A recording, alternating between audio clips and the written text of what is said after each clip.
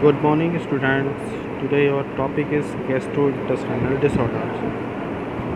Gastrointestinal disorders वो disorders हैं जिसमें बहुत सारी एबनॉर्मलिटीज़ होती हैं, जस्ट लाइक कॉन्स्टिपेशंस, इरिटेबल बाउल्स। ऐसी कंडीशन हो जाती है जिसमें आपको उसमें प्रॉब्लम होती है। जैसे सबसे बड़ी जो बीमारी है इसमें हेमोराइडल्स मतलब बवासीर। इसमें और भी बहुत सारी पेनफुल प्रॉब्लम्स होती हैं इसमें, जिसको हम लोग कॉन्स्टिपेशन बोलते हैं। Many of this can be prevented or minimize by the maintaining of health lifestyle. Generally ये लाइफस्टाइल चेंज करने से ये डिसीज़ इंक्रीज होती है। अगर हम अपनी लाइफस्टाइल सही करेंगे तो ये किसी को बीमारी होगी। Practising good bowel habits and stimulating to cancer screening. अगर आप अपनी लाइफस्टाइल में चेंजेस नहीं करोगे तो हो सकता है मे बी आगे इन फ्यूचर आपको कैंसर जैसी बीमारियों का सामना करना पड़े। दो प्रकार की होती हैं, एक फंक्शनल, एक structural. First is functional disorders. These disorders are those in which a gastrointestinal tracts looks normal but does not work properly.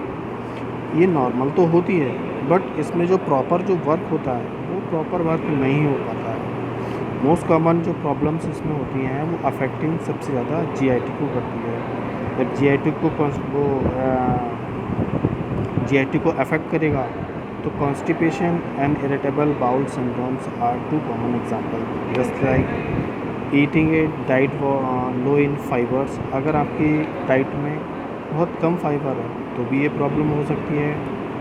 Not enough exercise. अगर आप एक्सरसाइज नहीं करते हैं तब ये प्रॉब्लम हो सकती है।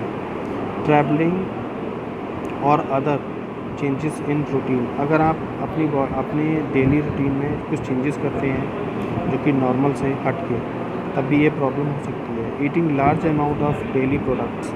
अगर आप कोई भी प्रोडक्ट लार्ज अमाउंट में खा रहे हैं तो इससे भी ये प्रॉब्लम हो सकती है। स्ट्रेस, अगर आप टेंशन ले रहे हैं तो भी इससे। Processing the ulcers of the heart valve movements due to pains and hemorrhages etc. Generally जो इसका कॉन्स्टिपेशन जब होता है या कोई भी और प्रॉब्लम होती है तो इसमें क्या होता है, मूवमेंट्स में प्रॉब्लम आती है कि इसका जो बाउल मूवमेंट्स होता है उसमें प्रॉब्लम आती है तो उसकी वजह से पेन होता है। Next is constipation. Constipation mean it's hard to have to bowel movements. Constipation जब होता है तो उसमें क्या होता है, एक मोस्टली सिम्टम इसमें देखा गया है कि जो स्टूल होता है वो हार्ड हो जाता है। जो आपकी मटेरियल है, रॉ मटेरियल, वो बहुत ज़्यादा उसके मूवमेंट्स में हार्डनेस आ जाती है तो उसमें क्या होता है, passes stools very hard. They are frequently less than 3 times of week और इनकम्फर्टेबल। हो सकता है आपको वीक में 1 या 2 या 3 बार भी इसमें इनकम्फर्टेबल आपको पता लगे। जब कॉन्स्टिपेशन होता है तो is usually cause by fibres not present in diet. आपकी बॉडी में या आपकी डाइट में फाइबर्स की जो प्रेजेंस है वो बहुत कम है। रेगुलर रूटीन और डाइट रूटीन में गड़बड़ हो। Constipation causes a person to stand during a bowel movements. Bowel movements में जब कॉन्स्टिपेशन होता है तो बाउल मूवमेंट्स में प्रॉब्लम आती है। उसकी वजह से जब स्टूल बहुत टफ निकलता है, हार्ड निकलता है, उसकी वजह से जो वेंस होती हैं, नर्व्स होती हैं, उसमें प्रॉब्लम होती है। उसकी वजह से क्या होता है, खिंचाव एक उत्पन्न हो जाता है। The many causes small hard stool and sometime anal problem such as haemorrhoids. Constipation is really sign of more seriously medical condition. Generally अगर हम इसको देखें तो ये बहुत ज़्यादा सीरियस कंडीशन नहीं है, लेकिन अगर ये आप इसको हल्के में लोगे तो ये बहुत ज़्यादा सीरियस कंडीशन हो जाती है। You can treat your constipation just like increasing the amount of fibre your diet. आप अपनी डाइट में फाइबर्स की जो क्वांटिटी है उसको बढ़ाएं। एक्सरसाइजिंग रेगुलरली, आप एक्सरसाइज करें। Moving your bowel when your have to अलूसी।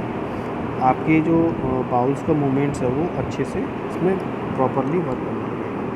Always follow the instruction on the laxative medicines आप अगर आपका बाउल मूवमेंट्स प्रॉपरली नहीं है तो आप लैक्सेटिव जो मेडिसिन आती हैं उनका प्रयोग कर सकते हो as well the advice of doctor, आप डॉक्टर की सलाह से।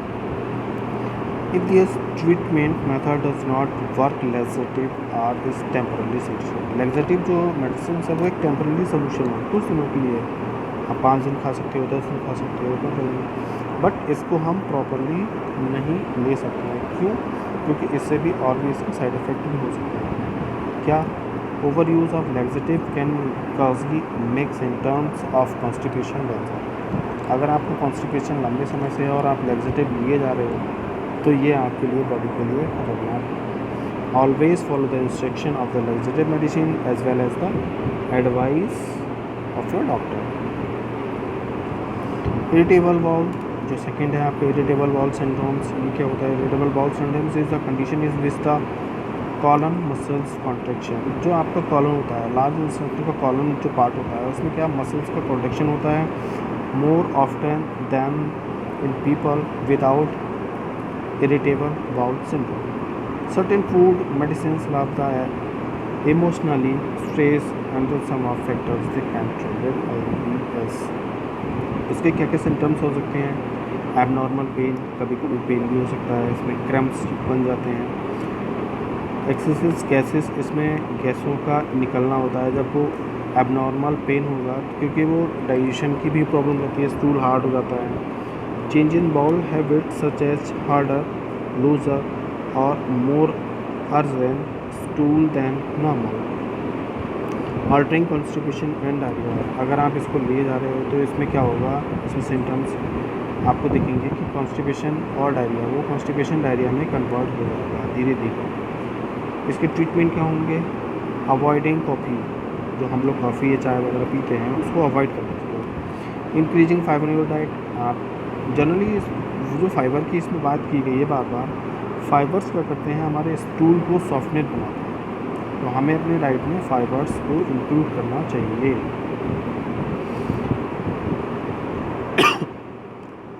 Avoid the food small amount. अगर आप बहुत ज़्यादा छोटे अमाउंट में अगर खा रहे हैं फूड्स तो उसको भी अवॉइड करना चाहिए, उसके भी ट्रीटमेंट है। क्योंकि अगर आप ज़्यादा खाओगे तो कॉन्स्टिपेशन ज़्यादा होगा, स्टूल ज़्यादा हो जाएगा, मटेरियल ज़्यादा पेट में हो जाएगा। मिनिमाइजिंग स्ट्रेस एंड लर्निंग, सबसे ज़्यादा जो ट्रीटमेंट है बहुत अच्छा ट्रीटमेंट है। स्ट्रेस कम लेना है और उस समय पढ़ाई भी हमें बहुत कम करनी है, या पढ़ाई से रिलेटेड जो भी हम न्यूज़पेपर है या कोई मैगजीन वगैरह है उसको नहीं पढ़ना। सेकंड टाइप है जो स्ट्रक्चरल डिसऑर्डर्स। 2 प्रकार के होते हैं जो हमारे, एक फंक्शनल होते हैं, स्ट्रक्चर में क्या होता है? वो नॉर्मल था, नॉर्मल लुक्स लाइक, ये abnormal does not properly work. ये एबनॉर्मल होता है लेकिन इसमें प्रॉपरली वर्क नहीं होता है, उसमें भी प्रॉपरली वर्क नहीं होता है और उसमें भी प्रॉपरली वर्क नहीं होता है। वो नॉर्मल था, ये abnormal. The structure abnormality need to remove surgically. Example of structural GIT disorders include haemorrhoids. इसका जो स्ट्रक्चरल सबसे ज़्यादा जो इम्पोर्टेंट जो एग्जाम्पल है वो हेमोराइड्स है, कॉलन पैलोसेल, colon cancer, inflammation, bowel diseases है। तो मैंने इसमें हेमोराइड्स दिया है। हेमोराइड्स क्या होता है? Are the slow and blood vessels the line the anal opening, they are cause by chronic exercise process का straining during the bowel movements resulting diarrhoeas or pregnancies. Haemorrhoids वो होता है, इसमें क्या होता है? इसमें बाउल मूवमेंट्स में प्रॉब्लम होता है। अभी हेमोराइड्स 2 प्रकार के होते हैं generally. These are 2 type of haemorrhoid, internal and external. Internal जो हेमोराइड्स होते हैं वो क्या होते हैं? Internal haemorrhoids are the blood vessels on the inside the anal opening, when they fall down to the anus is result in the stomach become irritable and they start to bleed। इसमें क्या होता है? Blood vessels जब bowl movements बहुत ज़्यादा hard हो जाता है तो उसमें क्या होता है? जो मसल्स होती हैं वो स्टिंग हो जाती हैं, बहुत ज़्यादा टाइट हो जाती है। जब वो टाइट हो जाती है तो क्या होगा? वहाँ से ब्लड फ्लो बहुत ज़्यादा हाइपर कंडीशन में आ जाता है और वहाँ पे क्या होगा? फिर जब वो हाइपर कंडीशन में आ जाएंगे तो जो ब्लड होता है वो ब्लड को तो जगह चाहिए, वो कैसे भी ना कैसे निकलेगा, तो वो रप्चर्ड हो जाता है। ब्लड जब निकलेगा तो वहाँ से कोलैप्स बन जाते हैं ब्लड्स। तो वो कोलैप्स बन जाएंगे तो वो धीरे धीरे आपको कैंसर, इसमें कैंसर भी हो सकता है, may be half irritable and start to bleed. और क्या होगा, ब्लीड स्टार्ट हो जाएगा। ये 1 दिन चलेगा, 2 दिन चलेगा। अगर आपको लंबे समय से कॉन्स्टिपेशन है तो ये आपको हेमोराइड्स की तरफ, मतलब जो बवासीर होती है उसकी तरफ ले जाता है। Ultimately internal haemorrhoids can fall down enough to prolapse out of the anus. इसका ट्रीटमेंट क्या होगा, इम्प्रूविंग बाउल हैबिट्स।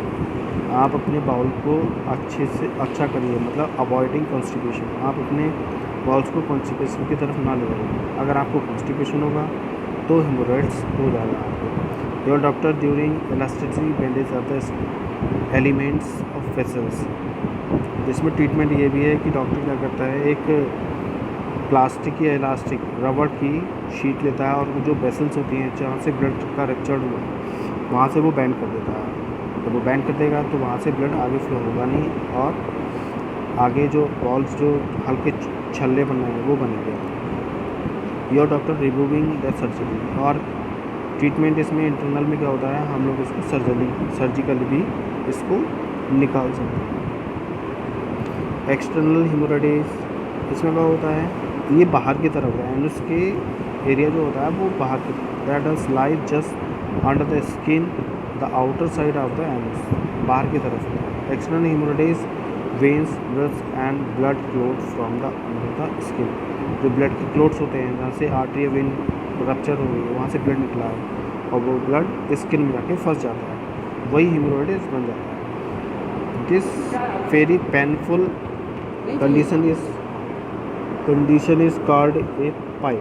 और ये कंडीशन जब धीरे लॉन्ग टाइम तक रहती है तो क्या होता है, पाइल की कंडीशन हो जाती है, बवासीर होती है। Treatment include removing the clots, या तो आप अगर आप ट्रीटमेंट करवाते हैं तो उसको ये रिमूव जो क्लोट्स होते हैं उसको आप रिमूव कर दो। And veins under the local anaesthetics, local anaesthetic के द्वारा, एंड और रिमूव द हेमोरेडिज इटसेल्फ। इसमें और भी बहुत सारे एग्जांपल्स हैं। एनल फिस्टुलाइसिस है, पेरिनेल एब्सेंसिस है, एनल फिस्टुला है, टेस्टिकुलर डिसीज़ है, कॉलन पैलोसिस है, एंड कैंसर भी। तो ऐसे बहुत सारे हमारे कॉन्स्टिपेशन के जो टाइप्स हैं या डिसऑर्डर्स हैं वो बहुत सारे हैं। मैंने इसमें केवल आपको 2 चीज़ें बताई हैं। ओके।